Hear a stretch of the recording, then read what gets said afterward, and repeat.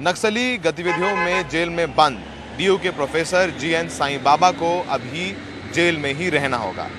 Supreme court ने उनकी रिहाई के फैसले पर रोक लगा दी है। कल ही बॉम्बे हाई कोर्ट ने उन्हें और 5 अन्य आरोपियों को बरी कर दिया था। देखिए हमारे सहयोगी मुकेश सिंह सेंगर की यह रिपोर्ट।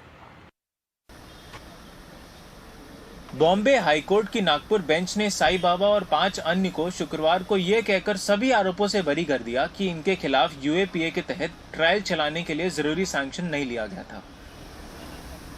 हाईकोर्ट के आदेश के बाद महाराष्ट्र सरकार ने शुक्रवार शाम को सुप्रीम कोर्ट का दरवाजा खटखटाया और तत्काल सुनवाई की मांग की थी।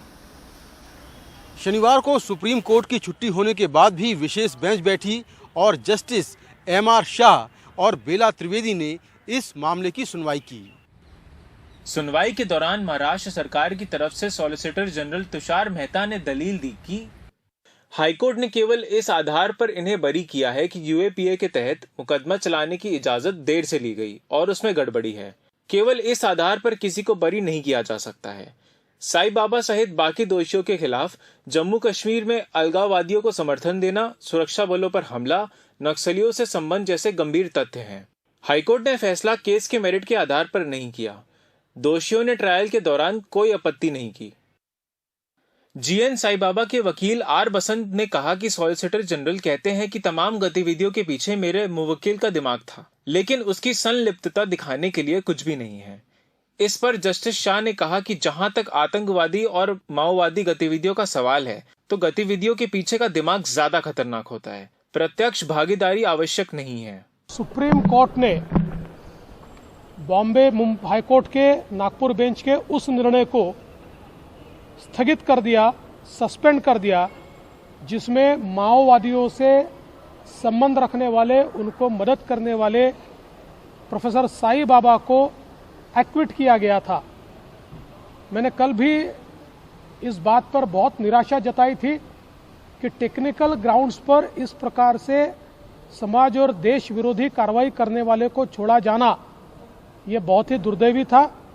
लेकिन इस बात का मुझे बहुत समाधान है कि सुप्रीम कोर्ट ने हमारी बात सुनी, आज उस हाईकोर्ट के निर्णय को सस्पेंड किया। आगे एक कानूनी लड़ाई होगी, उसमें हम सारी बातें सुप्रीम कोर्ट के सामने लाएंगे। सुप्रीम कोर्ट ने कहा कि आपको मुकदमे की योग्यता के आधार पर नहीं बरी किया गया है, तकनीकी आधार पर छोड़ा गया है। कोर्ट ने जीएन साईं बाबा की हाउस अरेस्ट की मांग भी ठुकरा दी। सुप्रीम कोर्ट ने मुंबई हाईकोर्ट के फैसले पर रोक लगाते हुए सभी दोषियों को नोटिस जारी किया है। अगली सुनवाई 8 दिसंबर को होगी। अब supreme court Mumbai high court के फैसले की विस्तृत सुनवाई करेगा और ये तय करेगा कि किसी केस में अगर यूएपीए लगाने में देरी होती है या फिर यूएपीए लगाने में गड़बड़ी होती है तो क्या उसके बेस पर किसी को बरी किया जा सकता है या नहीं। नई दिल्ली से कैमरामैन अशोक महाले के साथ मैं मुकेश सिंह, एनडीटीवी इंडिया। जम्मू कश्मीर के शोपियां में आतंकवादियों ने कश्मीरी पंडित की हत्या कर दी है। हत्या के बाद कश्मीरी पंडितों ने काफी रोष व्यक्त किया और काफी हल्ला हंगामा किया। देखिए हमारे सहयोगी नजीर की कश्मीर से यह रिपोर्ट। एक और कश्मीरी पंडित की चुनकर हत्या। पूरण किशन भट्ट को शोपिया जिले में उनके घर के बाहर गोली मार दी गई। पुलिस का कहना है कि वो अपने बाग जा रहे थे जब आतंकी ने चौधरी गुंड गांव में उन पर गोलियां चलाई। हमला करने वाला एक लौता आतंकी था। हमले की जिम्मेदारी अल बद्र संगठन के कश्मीर फ्रीडम फाइटर्स ने ली है। सिक्योरिटी तो यहाँ पे थी। एक हमारा जो गार्ड लगा हुआ है, ये जो छोटा सा क्लस्टर है, वहाँ पे जो हमारा गार्ड लगा हुआ है, वो गार्ड यहाँ पे। सर गार्ड भी है, आर्मी का कैंप भी 200 मीटर पे। हाँ, उसके बाद भी ये चीज हो रही है। हाँ, इसमें हम लोग देख रहे हैं कि इसका रीजन क्या है, क्योंकि वो स्कूटर से उनके किसी अपने जान पहचान के साथ ही वो स्कूटर से कहीं बाहर गए हुए थे और वो स्कूटर से लौटे थे। वो अकेले नहीं थे, वो 2 लोग थे। पिछले 2 महीने में ये कश्मीरी पंडित की हत्या का दूसरा मामला है। अगस्त में शोपिया में ही सुनील कुमार भट्ट को गोली मार दी थी और हमले में उनके भाई भी जख्मी हो गए थे। रिश्तेदारों का कहना है कि पूरण किशन डर के मारे अपने घर से बाहर ही नहीं निकल रहे थे। हम यहाँ थे, बाग में थे, तो पीछे से पता चला कि किसी को गोली मारी गई। तो हम आ गए यहाँ पे, तो यहाँ देखा, यहाँ खून गिरा था, यहाँ खून गिरा था। और जब हम देखने लगे तो तब तक उसको अपना भतीजा ले गया था बाइक पे अस्पताल में, तो वहाँ से फिर वो एम्बुलेंस में शायद शुपियान ले गए। तो बेचारा घर से भी बाहर नहीं निकला इन दिनों, वो अंदर ही बैठता। तो डर लग रहा है, बहुत डर लगता है, बहुत डर लगता है। यहाँ तो आता नहीं, यकीन नहीं है, यहाँ बहुत डर लगता है। हमले के फौरन बाद जम्मू और अनंतनाग के नजदीक वैसू प्रवासी शिविर में कश्मीरी पंडितों ने विरोध प्रदर्शन किया। पंडित कर्मचारियों का कहना है कि अब वो घाटी में सुरक्षित नहीं है और मांग की कि उन्हें जम्मू में बसाया जाए। शोपिया से नजीर मसूदी की report, NDTV India. Uttar Pradesh के ग्रेटर नोएडा में गलगोटिया यूनिवर्सिटी से लापता छात्र जो बुधवार से लापता है, उसकी लाश यूनिवर्सिटी के पास एक नाले से मिली है। हत्या का आरोप यूनिवर्सिटी के ही 5 छात्रों पर है। 21 साल का यशस्वी राज गलगोटिया यूनिवर्सिटी में बीएससी द्वितीय वर्ष का छात्र था। पुलिस ने शव को पोस्टमार्टम के लिए भेज दिया है। वहीं इस मामले में परिजनों ने उन छात्रों पर आरोप लगाया है जिनके साथ यशस्वी का झगड़ा हुआ था। बीएससी एग्रीकल्चर का सेकेंड ईयर का छात्र यशस्वी, जो कि 12 तारीख को अपने दोस्तों के साथ निकला था, वो गुम हो गया था, जिस पर तत्काल परिजनों द्वारा जब सूचना दी गई उस पर उसकी गुमशुदगी दर्ज की गई। पुलिस पार्टी द्वारा लगातार खोजबीन की जा रही थी। आज उसका शव जो है नाले में मिला है। शरीर पर कोई जाहिरा चोट के निशान नहीं है। हाथ में घड़ी, पर्स इत्यादि मौजूद है। पोस्टमार्टम के लिए भेजा गया है। इसमें अन्य बिंदुओं पर गहनता से जांच की जा रही है, अन्य विधिक कार्रवाई की जा रही है। ग्लोबल इंडेक्स हंगर की रेटिंग ने भारत की चिंताएं बढ़ा दी हैं। भारत पिछली बार से नीचे खिसक गया है। आपको बताएं कि ग्लोबल हंगर इंडेक्स 2022 में भारत इस साल 107वें पायदान पर है। भारत की स्थिति पाकिस्तान, नेपाल से भी बदतर है। पाकिस्तान इस लिस्ट में 99वें स्थान पर है, नेपाल 81वें और बांग्लादेश 84वें स्थान पर है। आर्थिक दिक्कतों से जूझ रहे श्रीलंका को इस लिस्ट में 64वां स्थान दिया गया है। गौर करने वाली बात यह है कि सूडान, रवांडा, इथियोपिया जैसे देश भी लिस्ट में भारत के ऊपर हैं। 2020 में हंगर इंडेक्स में भारत 94वें स्थान पर था। 2021 में भारत 7 रैंक गिरकर 101 पर आ गया था। इस साल फिर भारत की रैंकिंग में 6 पायदान की गिरावट हुई है। पिछले साल ग्लोबल हंगर इंडेक्स की रिपोर्ट पर सरकार ने सवाल उठाए थे। सरकार ने इसे जमीनी हकीकत से बिल्कुल अलग बताया था। दिल्ली के डिप्टी सीएम मनीष सिसोदिया ने ग्लोबल हंगर इंडेक्स की रैंकिंग को लेकर के केंद्र सरकार पर निशाना साधा है। मनीष सिसोदिया ने ट्वीट कर कहा कि बीजेपी वाले भाषण तो 5 ट्रिलियन इकोनॉमी देने के करते हैं, लेकिन हंगर इंडेक्स में हम 107वें स्थान पर हैं। 2 वक्त की रोटी उपलब्ध कराने में भी 106 देश, नेपाल, पाकिस्तान और बांग्लादेश तक हमसे बेहतर हैं। आरजेडी अध्यक्ष लालू प्रसाद यादव ने भी ट्वीट किया है। लालू यादव ने ट्वीट कर कहा कि अमृतकाल का भौकाल, वैश्विक भुखमरी सूचकांक 2022 में सूडान, रवांडा, नेपाल, बांग्लादेश, श्रीलंका, पाकिस्तान ने भी भारत को पछाड़कर बेहतर स्थान प्राप्त किया है। 121 देशों की सूची में भारत 107वें स्थान पर है। शर्मनाक। ये भाजपाई बचा कुचा देश और संपत्ति भी अपने पूंजीपति मित्रों को बेच देंगे।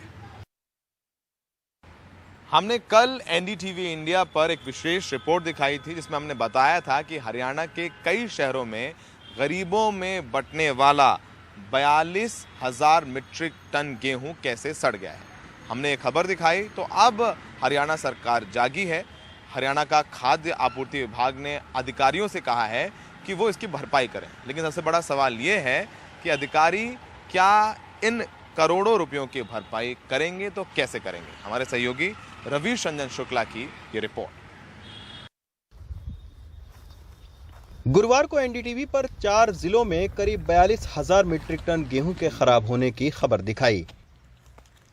अब हरियाणा खाद्य आपूर्ति विभाग ने कैथल के सरकारी गोदाम में तैनात 5 अधिकारियों से खराब गेहूं का पैसा वसूल करने का फरमान जारी किया है। लेकिन सवाल ये है कि क्या करोड़ों रुपए की भरपाई इन अधिकारियों से हो पाएगी। जो भी कर्मचारी अधिकारी दोषी हैं उनकी चार्जशीट के लिए मुख्यालय लिख दिया गया है। विभागीय नियम है, जो भी विभाग को नुकसान होता है वो 5 हिस्सों में बढ़ता है, सब इंस्पेक्टर, इंस्पेक्टर, एएफएसओ, डीएफएससी और डीएफएसओ। तो कोई मामला भी सर दर्ज करवाया जाएगा कोई समझ में? नहीं, मामला नहीं, रिकवरी होती है इसमें। मान लो 70 लाख की रिकवरी है, 5 हिस्सों में बढ़ेगी। एनडीटीवी पर खबर चलने के बाद अब खराब गेहूं को यहां से तेजी से हटाया जा रहा है। खराब गेहूं की नीलामी की प्रक्रिया को भी तेज कर दिया गया है। तो ये देखिए, ये एक और सरकारी अमला आया हुआ है फूड कॉरपोरेशन ऑफ इंडिया की तरफ से, जो इस पूरे गोदाम की जांच कर रहा है कि ये गेहूं कितना खराब हुआ है, यानी इसकी कैटेगरी तय हो रही है। और इसके बाद में ये गेहूं जो है वो 2 रुपए से लेकर और 7 या 8 रुपए के बीच में इसको नीलाम कर दिया जाएगा। जो गेहूं आज की तारीख में लगातार इंटरनेशनल मार्केट में जिस गेहूं के रेट बढ़ रहे हैं, वो कौड़ियों के दाम नीलाम करने की जो कवायद है वो आप देखिए शुरू हो चुकी है। इस खराब गेहूं की नीलामी 2 रुपए किलो से लेकर 10 रुपए किलो में हो गई है और अब ये ट्रकों के जरिए औद्योगिक इस्तेमाल के लिए भेजा जा रहा है। खुद कैथल के बीजेपी विधायक ने खराब होने वाले गेहूं का सही आंकड़ा न देने का आरोप लगाया है। इस प्रकार की गेहूं खराब का बहुत बड़ा मामला उजागर हो सकता है। मेरे को लगता है यहाँ भी करोड़ों रुपए में गेहूं खराब है, क्योंकि कैथल की भी एक खबर आई थी, एफड के गोदाम में एफड के ही कर्मचारी पानी छिड़क रहे थे उसके ऊपर। वो भी एक घपला घोटाला ही कह सकते हैं उसमें, क्योंकि जब उनसे पूछा गया क्या कर रहे हो, तब तो उस बात को बड़े अधिकारी यहाँ के, चाहे इंस्पेक्टर हैं चाहे डीएमयू है, इन्होंने उस बात को दबाने के लिए कह दिया जी तो दवाई का स्प्रे कर रहे हैं। हालांकि अब इन खराब हुए गेहूं के बाद एफसीआई ने भी कहा है कि खुले में गेहूं रखने पर पाबंदी लगाई जाएगी। हम उम्मीद करते हैं कि अनाज की बर्बादी को रोकने के लिए जरूरी कदम तुरंत सरकार उठाएगी, ताकि किसानों की मेहनत और टैक्स पेयर का पैसा दोनों की बर्बादी बचेगी। कैथल में सुनील रवीश के साथ रवीश रंजन शुक्ला, एनडीटीवी इंडिया।